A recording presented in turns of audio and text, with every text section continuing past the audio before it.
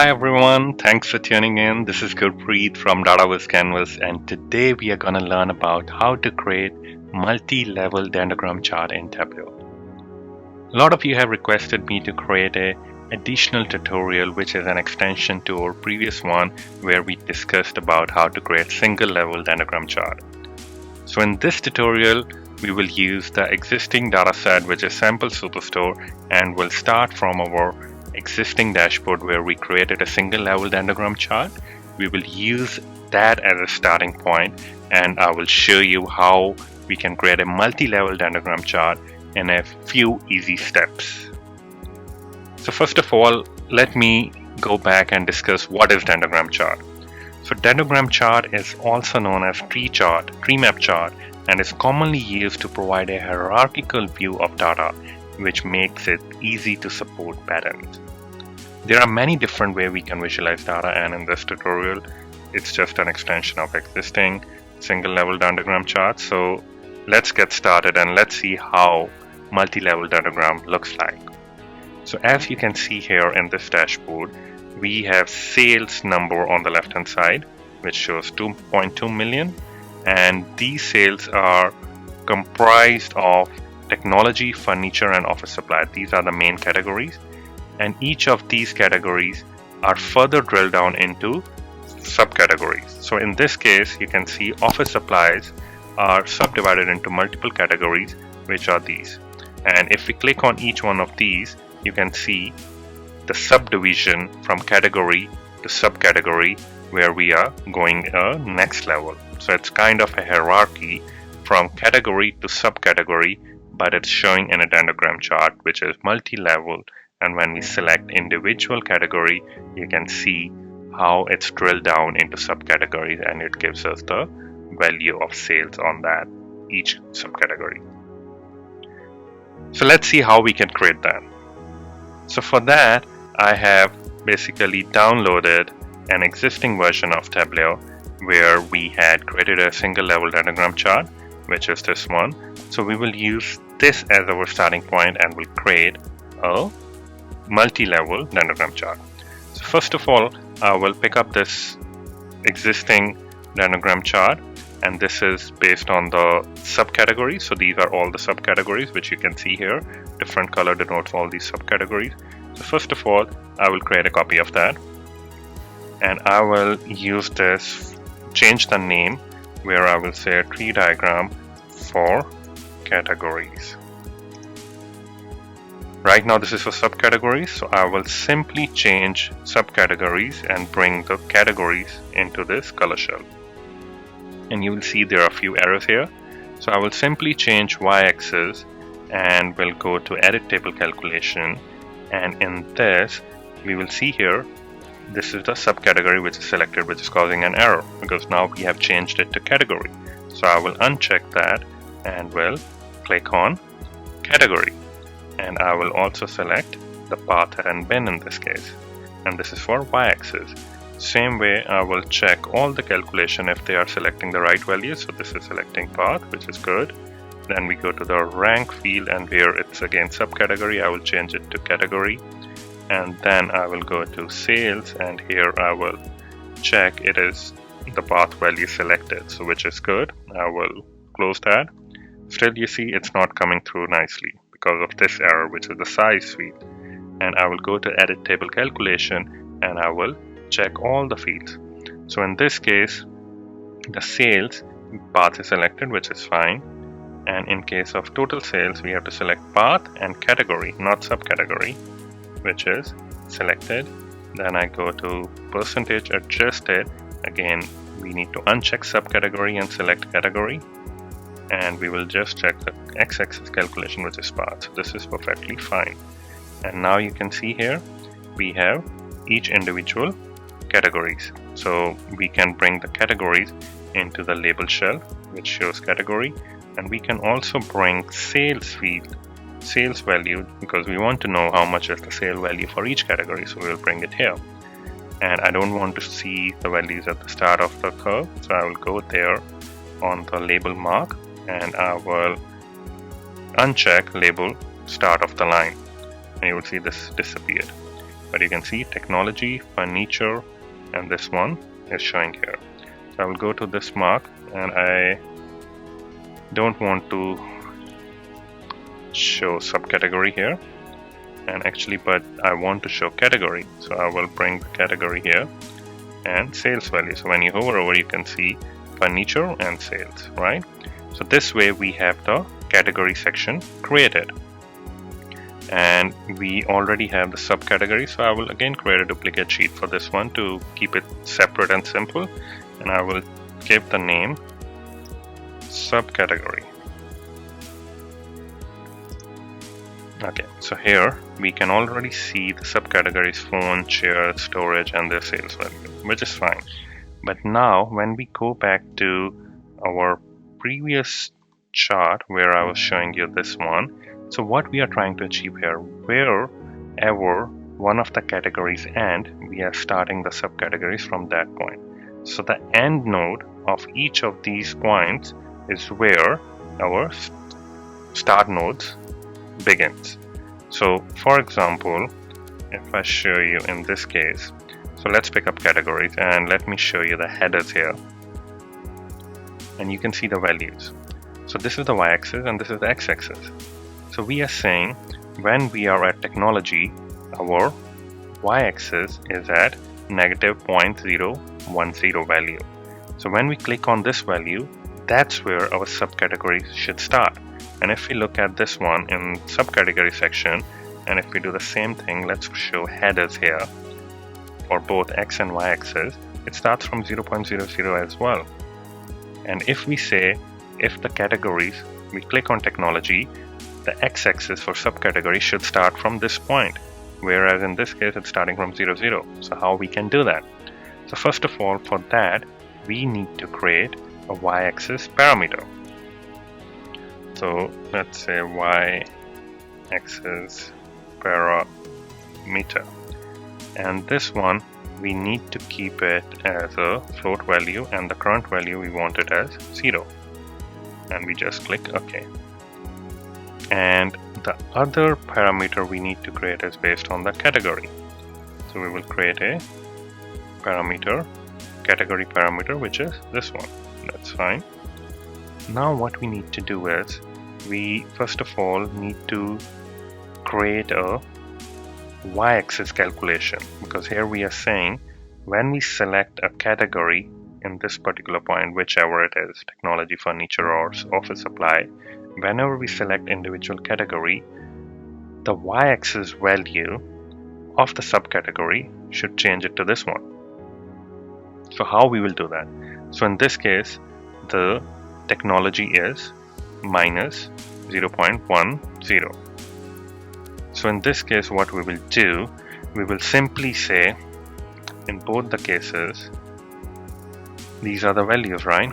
So we will simply add the y-axis. So we will first of all create the duplicate value of y-axis, and we'll edit it and change the name of y-axis, and we will say this is for subcategories. And in this value, we will simply add y-axis parameter value. Y-axis parameter value. So what it does is, if for example this category is 0, office supply is 0.010, right? And we want to add that value in here, that the starting point, instead of this, it should be 0.010. So we will just add that value into the y-axis. So let me show you what I mean here. So simply, let's create a dashboard first, and I will just create the size of 1500 so that it fits well, and I will bring the categories first, simply dragging and dropping here, and I will remove all these fields, and I will hide the header, and then I will bring the subcategory tree map, and again I will delete all these filters and other values. Okay, so here you can see that, hide this value. So it's quite simple, and I will just say show the parameters which we have created. So y-axis parameter and category parameter. So just trying to make it visible so we can see what is happening. Okay, so we have created this. Now I will go to dashboard and create an action, and I will create a parameter action, and I will say when the tree diagram for categories is selected, and I will say here category parameter action, and in this case the target parameter is category and field is category, and select OK. So what this is doing is when we click on this particular section, right now it's selected furniture, right? So when I click on technology, it will change to technology. When I click on furniture, it will change to furniture. So that's what we are trying to do here, and same with the y-axis parameter.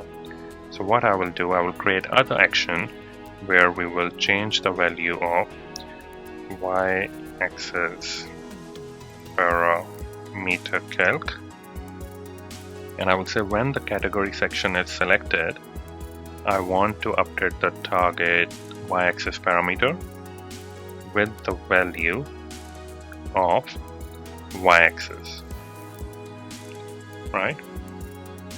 And sum should be fine in this case. So click OK, and if you see here, I click on this one, this value changes, which is same as this value. And if I click on this one, it will give me 0.00, and for office supplies, this value. Excuse me. So that's what we are trying to reach.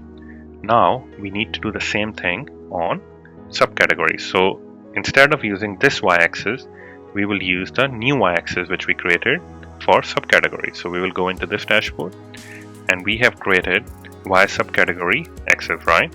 So we will use this here instead of existing y-axis. So once you drag and drop there, you will see everything is gone because the table calculation is changed. So we have to go into individual one, and we will select this, and we will select specific dimension, and we will select path and subcategory in this case. Then we will change it to x-axis, and there by default it's selected path, which is fine. Then we go to the rank function where we will select subcategories, and then we will go to sales. There we will select then category, and you will see once you select this, all of these calculation came back. And but the axis, it's in the ascending order, so we can go here and edit it and change it to descending order. So you can see it's coming like this, which is perfectly fine. And now what we need to do, if we go back to the dashboard, and you will see here when we selected this value, and it is by default is as negative 0.010, which is same here as well, negative 0.010, but both the axes on both the charts are in different range, so we can edit the axis and maybe make it fixed. So in this case, I will use 0.062 to, so this is the number which I have already pre-calculated, which works pretty well in this case. So you can try and change it according to what work you are doing or what other data set you are using. So I will do the same for this one as well. Negative 0.062 to positive 0.062,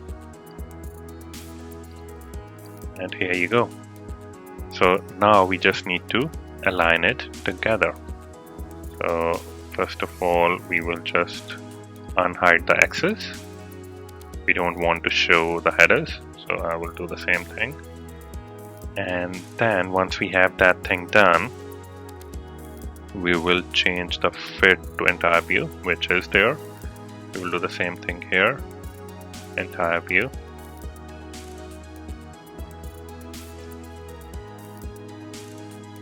And we can see here something is not right. So let me double check. Okay, now that makes sense. So we need to do one more calculation here. So in this one, because this calculation is based on the categories which we select. So we need to create another calculation, and we need to remove these two calculations which we did in the previous chart, so we don't need that here. We will create a new calculated field where we will say category calc, and in this one we just need category equal to category parameter, and that's a Boolean expression, so we will bring that into the filters here and we will say true. So what it will do is, based on whatever category is selected, it will only give you the subcategories for that one. So in here, if we see, we need to bring the categories into the tooltip as well. So let me bring that so we know what categories and subcategories we are showing. So this is the subcategory actually. So I need to bring subcategory into labels and sales into labels as well. You can do a bit of formatting and just play around with it. And I will just hide the start of the label, which looks better, and I will then adjust the height for this one. So this layout container is 87 and 670. I will change it to 87 and height as 670,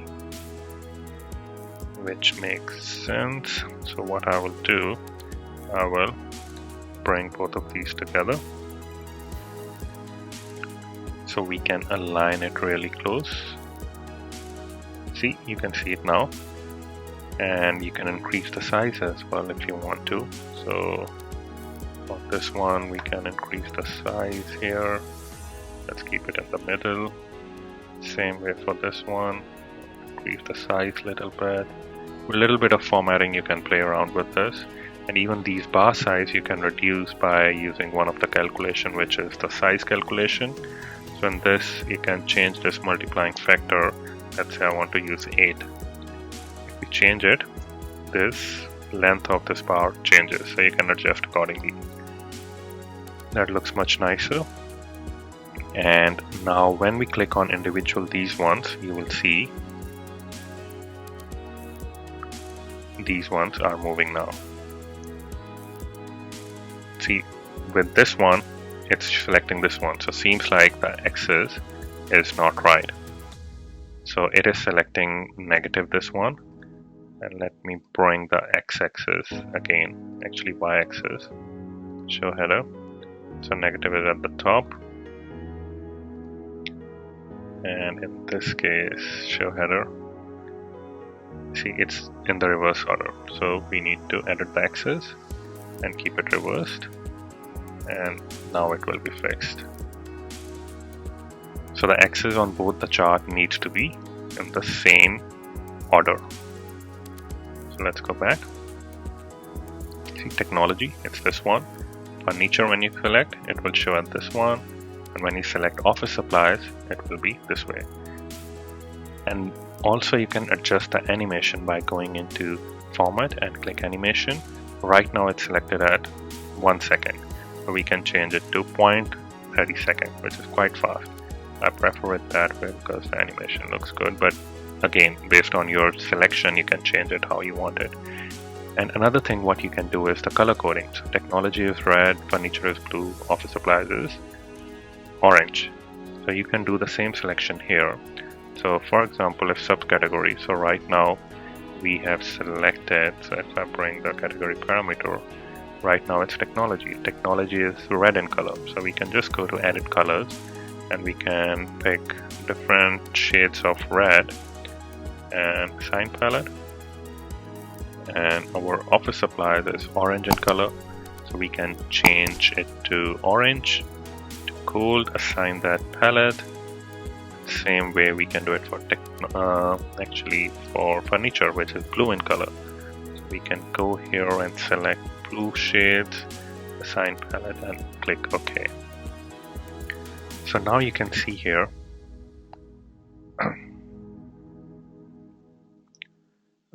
if we click on office supplies, these are all the office supplies.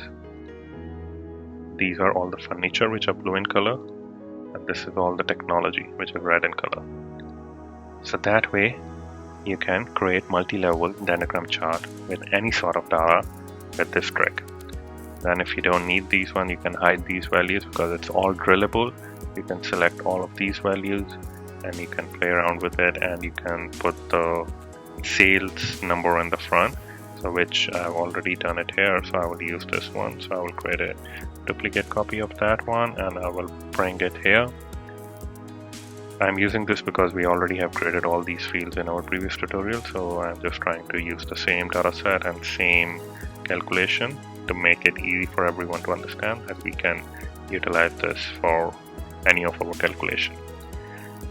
So that's how multi-level dendrogram chart works. I hope you guys enjoyed this session, and if you have any questions or any doubt, please feel free to drop a comment or message me, whatever is convenient for you guys, and I will be happy to help. Stay tuned for more tutorials, and if you haven't subscribed yet, please click the bell icon and subscribe to my channel for latest tutorials. Thank you. See you next time. Bye.